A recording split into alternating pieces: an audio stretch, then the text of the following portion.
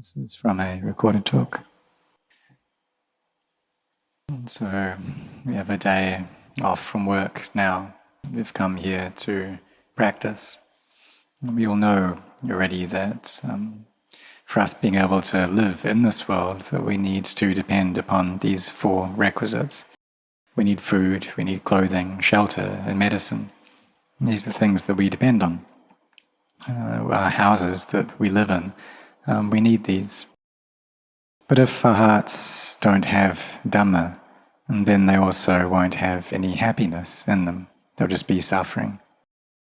And these requisites, these external things that we depend on to survive, what they give us is a freedom to a degree from pain, physical pain, and a freedom from a certain degree of mental pain as well, because with the mind being concerned with the body, there's less suffering within the mind as well.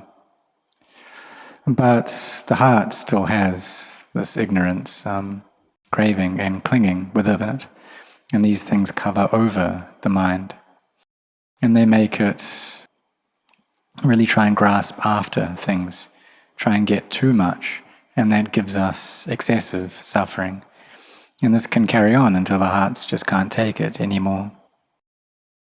So the Dhamma is that which gives us coolness, and we see that when we put it into practice, then that's what we receive within our hearts, is this inner coolness.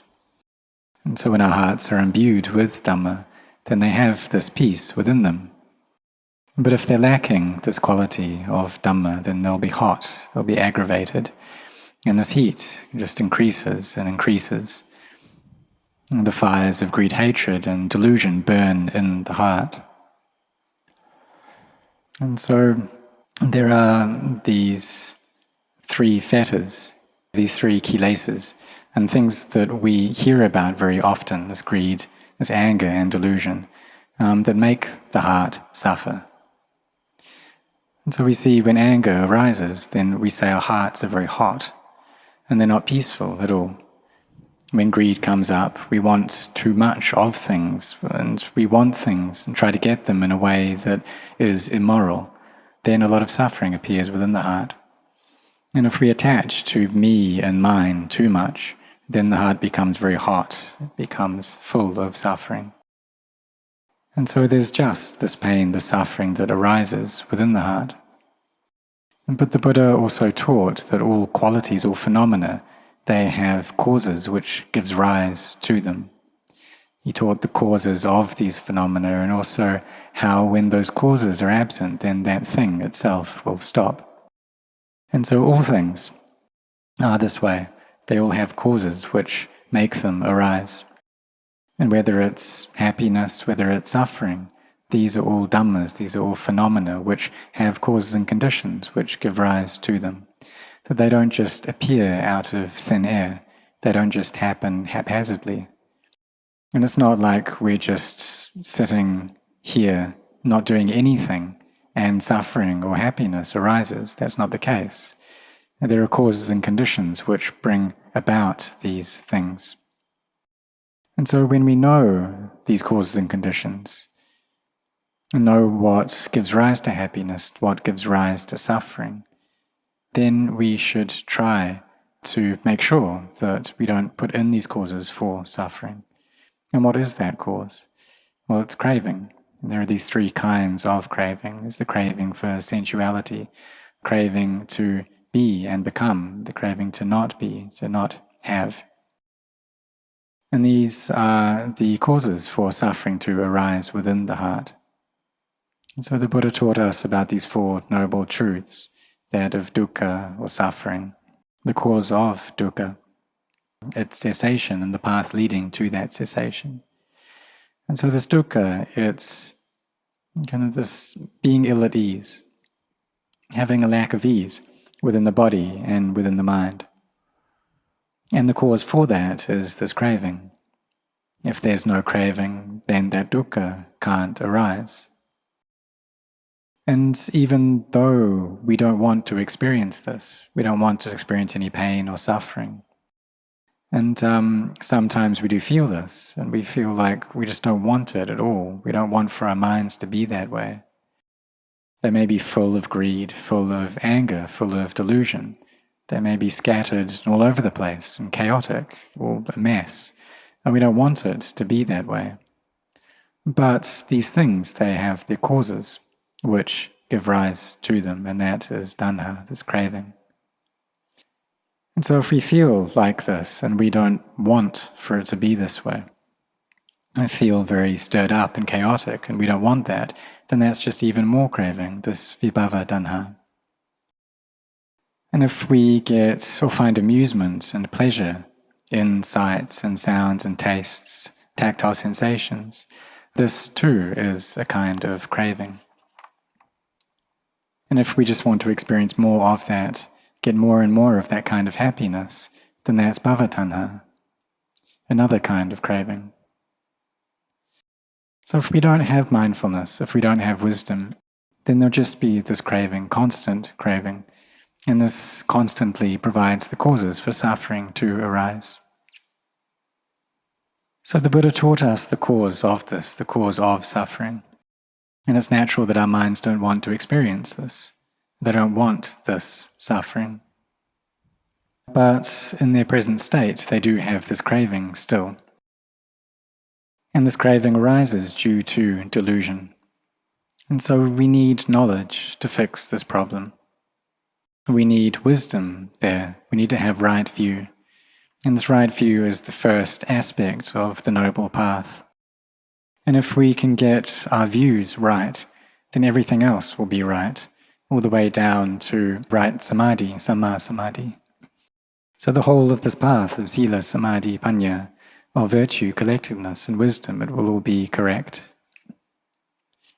So when our hearts walk this path of sila, samadhi, and panya, and they just carry on going, then what will happen? This nirodha, cessation, will appear. And it appears because all craving has been thrown off, it's all been put out. There's no place for that suffering to abide, because there's no craving there, so there can not be any suffering. And that's just how things are. So if we don't want to experience suffering, and we just want freedom from that, but we don't walk this noble path, then the causes for suffering will always be there. We don't want to get it, but we'll always be getting it. We'll always be meeting with that dukkha constantly. We don't want to experience that dukkha, and so we need to know what it is that causes that dukkha, what causes and conditions give rise to it, and then try to abandon these causes and conditions, and so that nirodha can come up. So we have these 10 fetters, these 10 deep kilesas that are binding over our hearts. And the first 3 of these are sakkaya ditthi, the self-view, vichikicha, sceptical doubt, and silabbata paramasa, attachment to rites and rituals. And these 3 fetters, all good people, kalyana janas, and all putujanas, those thick with defilements, they all have these binding over their hearts. That all 10 of these fetters are there. So when we have this self-view, this is a wrong kind of view, which is deeply embedded in the heart, and it's been there for countless lifetimes already. And when we have this, then there'll always be birth that comes up. And whenever we're born, there'll be a sense of me and things that belong to me. And when this is the case, then there'll constantly be suffering there, always be suffering within our hearts. So when or if we get born as a deva, then there'll be the sense of me, that I am a deva. If we get born into the human realm, then we take that personally, believe that I am a human. And it's the same when we fall as well. Get born as an animal, then I am an animal. And it's even more difficult when we fall into these lower realms. It's very difficult to fix this situation. So in our present state, we attach to this. We really think that we are humans, and we're deluded in this way. So we should come to contemplate. And come to contemplate that this greed, hatred, and delusion can arise only because the heart still clings, it still has attachment to me and mine. It's this Sakkaya Ditthi. It gives rise to it. And there's also this skeptical doubt. And we can doubt, well, what's the point of the practice? Why do we practice? What for? We still doubt about this body. Is it really me or not? There can be many doubts about the way of practice. And then attachment to rites and rituals is keeping the precepts or performing rituals in a way that is other than for the purpose of abandoning the defilements. That perhaps we want to gain a good birth, and we keep the precepts for that reason. And so this is attachment to rites and rituals.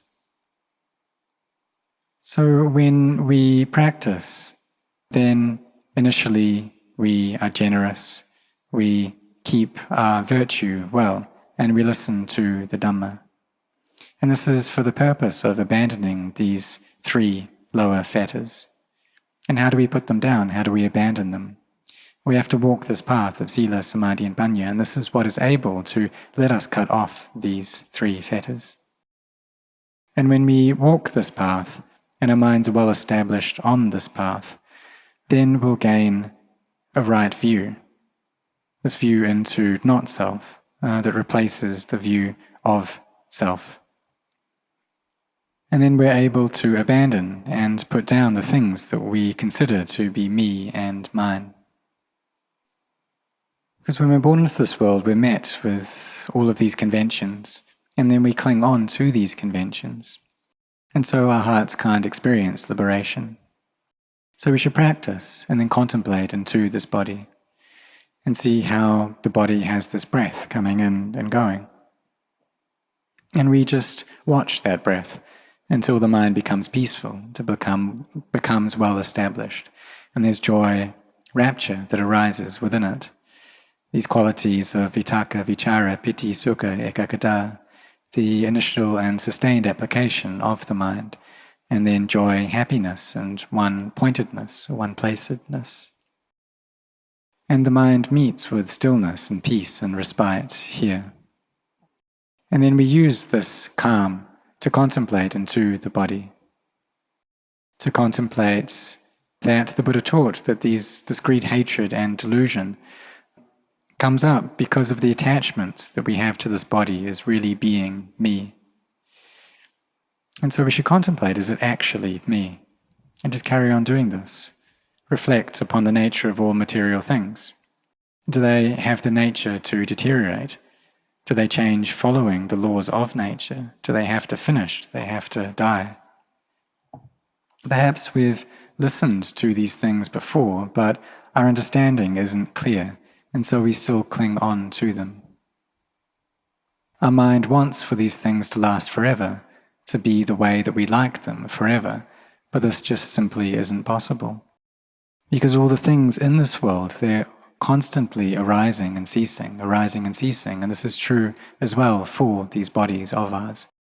That they have this arising, lasting for a bit, and then ceasing as their nature, their normal, to be that way. And this is true for all material things. It's true for this body as well. The material things that are sentient, that have minds within them, and the non-sentient material things, that all of these are unstable, they're all stressful, they're all not self. So when we contemplate this with a peaceful mind, then we'll be able to gain a clear insight into them, slowly but surely. And we gain more knowledge that steadily arises. And then we're able to destroy Sakkaya Ditthi, the self-view, and make it weaker and weaker. And so these 10 fetters, these 10 kilesas, we're able to steadily destroy them through this path. The Sakkaya Ditthi, along with Vicikicca and Silabbata Paramasa, through seeing that the body is really something that's unstable, it's really something that's stressful, it's painful, and it's not, we can't find a true self within it. The Buddha was intelligent in the way that he taught, and he taught many methods to developing wisdom. But he saw that initially what we need to do is to know how to be generous, to know how to make this kind of merit, to be able to share our material things and also the feelings in our hearts, and to be able to forgive others as well. And this is something that we need to develop initially. Because if we just have a lot of greed within our minds, if they're filled up with the selfishness, then when we sit in meditation, our minds just won't become settled. And why is that? Well, it's because this greed is preventing this goodness from arising. It's preventing the mind from becoming settled. It's the same for anger, the same for delusion. Our minds just don't experience peace because the hindrances are very strong. So we need to work at reducing them. So we can reduce these hindrances initially through our generosity, and then lessen them further through virtue. And our minds aren't as chaotic as they were before. That we're really intent to not kill any beings, to not steal, to not engage in sexual misconduct, to not lie, and to not take any alcohol or intoxicants. And for those who don't keep these precepts, they have these defilements, this greed, hatred, and delusion, but there's no boundary to them. There's no boundary to keep them within. And so if they feel greed, then they just act, and oftentimes in immoral ways. It's the same for anger, the same for delusion. And their lives can really turn into a mess. They can create a lot of chaos, and things can really be agitated and unsettled. And the reason that the world is in such a chaotic state is because people don't keep the precepts, because they're not virtuous, and because people don't know how to sacrifice, how to share. But if we do have these qualities, if we're able to sacrifice, if we don't harm any beings, then this provides great happiness and peace. And when we really put the religions that we respect into practice, then this brings us happiness. Happiness through our actions of body, speech, and mind. Initially this comes up just through one level, in that we create peace and ease through our actions of body and speech. And this is what we call Sila. So this Sila is like a rock. It's a firm foundation, and something that our minds can depend upon, something that can make them sturdy. And we see that with buildings that we create, they need a strong foundation. They need to have poles which are driven deep into the ground, and these poles need to be very strong and sturdy. And if they're not deep, or if they're not strong, then problems will arise when we try to build that structure further. So Sila is something that's very important. It gives us this strength, this inner strength of heart. So for the most part, us Buddhists, we're very good at being generous. This is something that we do very well already. We have this material wealth that we can share with one another. And this is good. We're creating goodness through this, goodness through our generosity. This is a kind of merit that we're creating. But we also need to understand that being wealthy and gaining many material things, that this has its causes and conditions. And we need to put those causes and conditions into place before we're able to get these benefits. So we see, like Venerable Sivali, that in a previous life he had offered honey to a Pacceka Buddha, a solitary Buddha. And this was the cause for him gaining many things in his last life. And it's the same for Lady Visakha and Anandapindika and Jyotika, that they had been very generous before. So in their life, when they were around at the time of the Buddha, then they had things in completion, that they had everything they needed externally. because they had made offerings to Bajeka Buddhas or fully self-awakened Buddhas in the past. So we need to understand that if we're going to get many things, if we're going to have everything that we need, that this comes from causes and conditions that we need to have created. And it also comes from our mindfulness and wisdom, knowing how to seek out wealth, being wise and mindful around that. And so really it depends upon the merit that we've created in our barami as well, in order to be able to get these things. So we should ask ourselves that if we have a lot of greed, will that make us happy? It just causes a lot of difficulty and suffering in this world. But if the opposite is, if we have the opposite quality of sacrifice, of generosity, then this gives us peace. And we see how, for the monastic sangha, that we're able to survive due to the generosity of the laity, that they come and they offer land, they offer materials and buildings, they offer food and clothing and medicine. And this is what allows us to survive. And there's also that which we gain from nature. That nature allows us to survive in this world as well, allows our lives to continue. The weather, for example, is suitable for us to be able to survive. But if nature deteriorates, then the weather, for example, starts to deteriorate, it starts to change. And it makes our lives in this world very difficult. So if nature is in a good state, then this brings us happiness to one degree in our lives in this world. But if this nature deteriorates, then it makes life in this world very difficult. So this quality of sacrifice is what gives rise to peace within our societies as well. The monks are able to survive due to the generosity of the laity. And further peace that we experience in living our lives together is that which comes up due to virtue. So for monks to be able to stay together happily, they need to keep their precepts and their virtue on the same standard as each other. And it's the same for the laity as well. Really, everyone should be keeping these 5 precepts. And so everyone who comes to this monastery, and we're all keeping these precepts, and that provides peace for us. And so, say for example, someone left their wallet behind and there was 1,000,000 baht within that. But with everyone keeping these precepts, then no one would want to take that. And why is that? It's because they see that their virtue is worth more than 1,000,000 baht. That even though we may get many things externally, many gems and precious jewels, diamonds, these are just external things, things which have to deteriorate, things which are subject to being lost, to being stolen.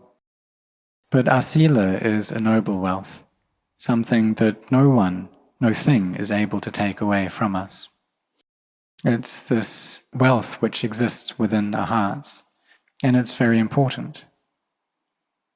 So initially this noble wealth that comes to us through our generosity and through our Sila, but also mindfulness, samadhi and wisdom, these are also things which give rise to this inner noble wealth. They're things that no one's able to steal from us because they truly belong to us.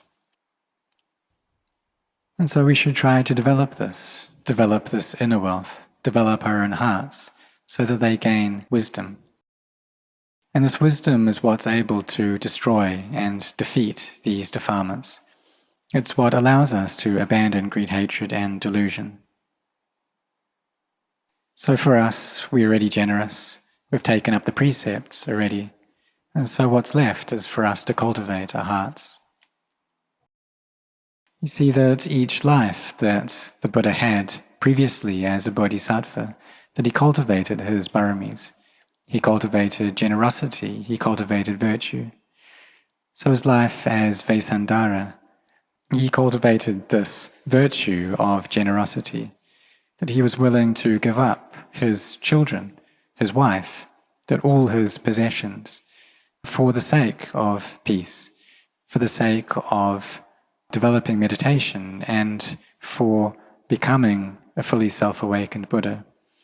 And so this is no small matter, it's no easy thing. And we see that for us, we're able to sacrifice external wealth and develop our generosity in this way. But if we're talking about sacrificing our bodies, sacrificing our lives, then this is something that's really difficult to do. But it's something that our Buddha was able to do, to give up his life. And so we see that he was really someone exceptional in this way. He was willing to sacrifice his life for the sake of awakening. We all have respect in Lord Buddha, and so we should practice following his footsteps. We're generous, we keep the precepts, we listen to the Dhamma, we have this respect for the Dhamma. And then we come to develop Samadhi in order to bring about inner peace. You focus on the breath and know the breath as it comes in and it goes out. And this is what allows the mind to settle into peace, to come together into Samadhi. And when the mind is centered in Samadhi, and then we should contemplate into this body. What is it that makes us get born? What is it that allows us to stay in this world? And why do I attach to this body as being me and mine? Ask ourselves, do we want for these bodies to become ill? Do we want for them to get old, to get painful, to die? And none of us want these things. So why is it that the body is of this nature? Why does it have this nature of change? Why must it grow old? Why will it get sick? And why then does it die? What this shows us is that our minds aren't able to control our bodies. And they are not under anyone's control, because they belong to the world, and the world owns itself. So there was one venerable monk during the time of the Buddha, and he was asked why he was able to ordain. And he responded that this world it's always shaking, it's not stable. The world is never satiated. It's a slave to craving. It's never full. It's always hungry. It's always kind of empty. But what about our minds? Do they feel full? Because some people, they don't have much externally. They don't have a lot of money, but they feel like what they have is enough. But if we don't feel like what we have is enough, then it's never going to be enough. There'll always be the sense of not enoughness, of lack within our hearts. We will just want more gain. We'll want more praise, even higher status, more pleasure, and it's never going to be enough. And so we see there's never a sense of fullness. There's always hunger within the heart. If we're going to gain fullness, what we need is the Dhamma. Because living our lives in this world, if our hearts always have greed, hatred and delusion within them, then they'll always be hungry, they'll never be full. There'll always be this craving within the heart, and whatever the mind craves, we have to do that, we have to follow its orders. And so what that shows us is that we're a slave to our craving. Whatever it is that the heart desires, we just have to follow that. We get dragged around by it, and there's no freedom. So what we need to do is find emancipation. We need to gain liberation from this craving. And in order to gain that, we need a heart that is pure. To gain a heart of purity, we need to walk this path of Sila, Samadhi and Panya. And this is really important because the Buddha taught this noble path, this eightfold path. And it's something that we know already. And knowing about it, we should put it into practice, we should walk it. So we develop all these qualities. And the things that we can develop, or for those of us who aren't generous, we can develop this quality of generosity and become generous. For those of us who don't keep the precepts, then we can keep these precepts. And we should keep these 5 precepts. And as we carry on practicing, then maybe one day a week we can keep the 8 precepts. And then next we need to come to meditate. And because this marga of Sila, Samadhi and Panya It's something that we need to walk in its completion. For us, we've been generous, we've kept the precepts, but oftentimes people don't then meditate. And that's not enough to be able to defeat the defilements, and because our minds aren't stable. They've created goodness to one degree, and so they're able to abandon evil to one degree. But the mind isn't yet full. And because we don't meditate, then there'll be a lot of unskillful states arising within the mind. So initially we just try to not follow those, we endure, and this is Sila. And we see that if we don't have this quality of Sila, then our hearts and our lives are very heavy, very burdensome, because we're always carrying the world on our shoulders. We're carrying around all our emotions, and we're not able to put them down. If we keep Sila and we're generous, then this will make our lives lighter to one degree. And then when we're able to gain Samadhi, then they become a lot lighter. But we sit in meditation and both the body and the mind feel very buoyant. So we carry on practicing and developing this quality of Samadhi. And when we can get the mind into a good state where it's really firm, and it comes out of that state, it'll start attaching again. And while it's in that state, it'll feel very light, but when it clings, then it becomes heavy. So what do? Well, we need to contemplate, to see anicca, dukkha, anatta, to see how all the sense impressions are unstable, stressful, and not self, are things that it's inappropriate for us to attach to.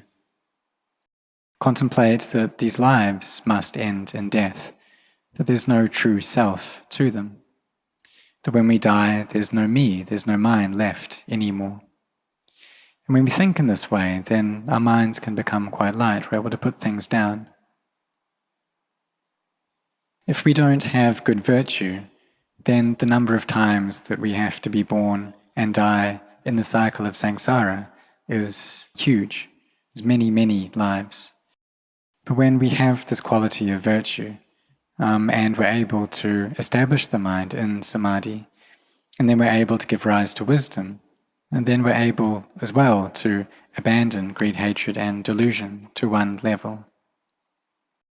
So it's initially like we have a glass which is full of water.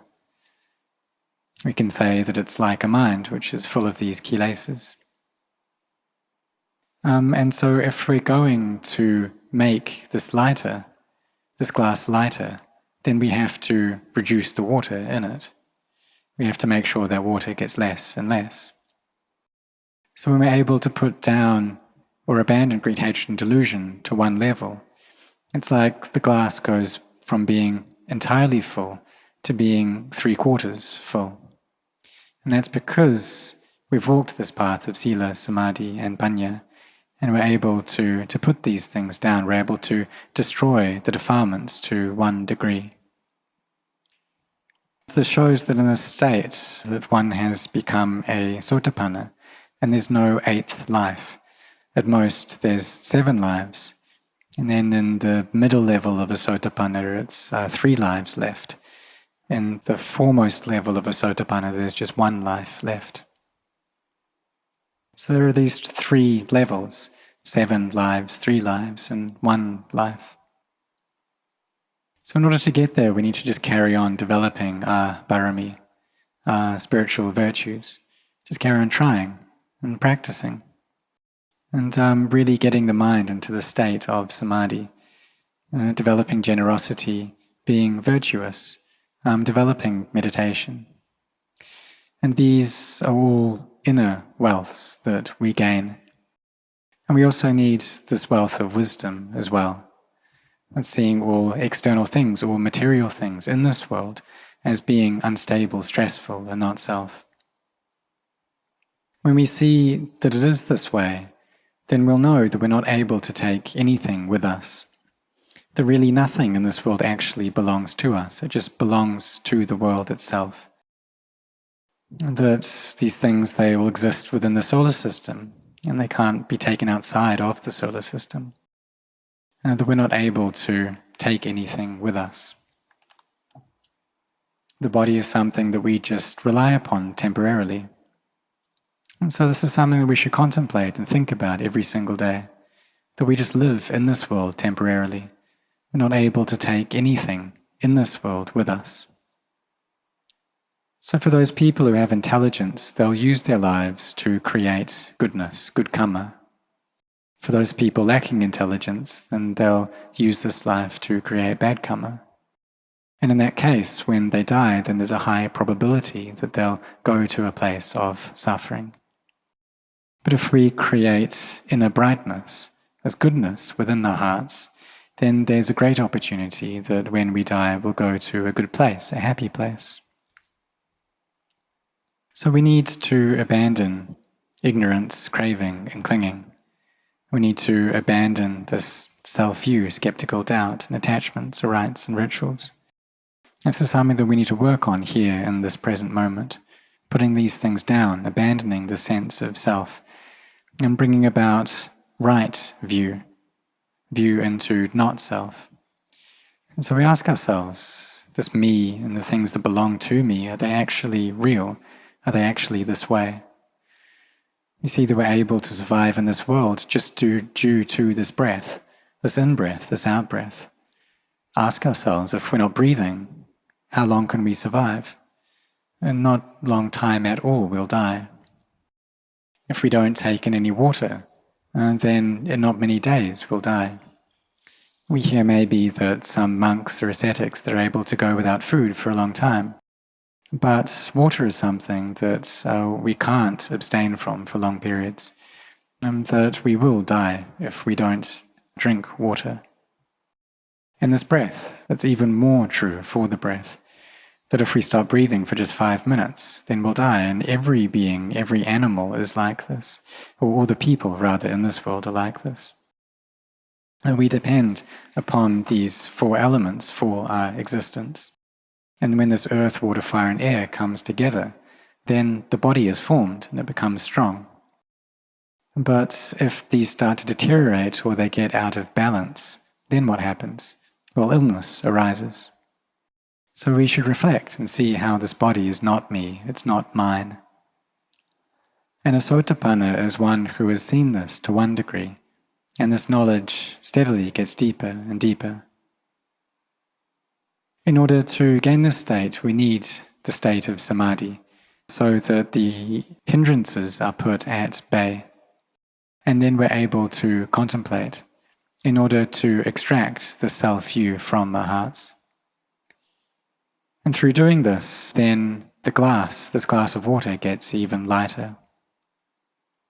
After gaining insight like this, oftentimes the mind will just want to rest, and it'll just rest in the state of peace and stillness, maybe for 1 year or 2 years, and it's not able to contemplate. And then we just carry on practicing, working at destroying these defilements, and making our greed and anger less and less. Some people ask, why is it that they've already seen into not self, they've already broken this Sakkaya Ditthi, so why is there still anger and greed there? And so they've destroyed these or reduced these qualities of anger and greed to 1 degree. And so the glass has been, or the water in the glass has been lessened by 1/4. And the mind experiences 1 level of firmness and stability through this. And so from this place, then one needs to carry on developing samadhi, and this gets more and more stable. The knowledge that we gain gets more and more clear. And the water in the glass reduces, and we feel lighter than things were before. As we carry on practicing, then it just gets lighter and lighter. Previously, the amount of lives that we had left in samsara was many. The amount of times that we need to be born and die was many. And we just didn't know when this could possibly end. But now there's just 7 lives left, or 3 lives, or just 1 life left. And then when greed, hatred, and delusion is destroyed to another degree, then there's only half a glass of water. And we know that the number of lives that we have left is less than it was before. And there's no real greed there, that we just don't want things in this world anymore. And even though there's anger, that anger won't go into ill will. And it's normal for kind of unawakened beings that when there's anger, there'll also be ill will accompanying it. But for those who have gained some degree of awakening, there's no ill will anymore. So through walking this path of Sila, Samadhi and Panya, then the water left in the glass gets less and less, that the heart becomes more and more peaceful, until it reaches a state where it won't be born again into this world. It won't be born as a deva, it won't be born as a human again. And this is an Anagami, the state of a non-returner. And in this state, there's just 1/4 of water left in that glass. And then next we contemplate, and contemplate to see everything as being empty. And then the glass empties out to the point where there's no glass left at all. The mind becomes empty and it reaches Nibbana. So we should practice in this way. But we also shouldn't kind of just desire after these states, but rather we should just look into the present moment and be mindful, whether there's any greed present in the heart, whether there's any anger, whether there's any delusion that's coming up in the present moment. And we do this every day, always keeping a check on these defilements, knowing how they're operating. But it's also not the case that when we walk this path and we give up greed, that we just kind of don't have anything, or we're not interested in gaining anything externally. We're still able to work and to gain these physical possessions, but we do so in a way that's wholesome, in a way that's upright and good. Because when we have this quality of Sila, and when the heart has Dhamma, and then it will feel this inner coolness. And the heart suffers because it has the state of craving within it. It never feels full. And so we need to come and contemplate into the nature of all the things in this world so that we can gain wisdom. This wisdom that allows us to abandon all evil, to give rise to skillfulness, and to bring the mind to a state of purity. So may all of you grow in the Dhamma.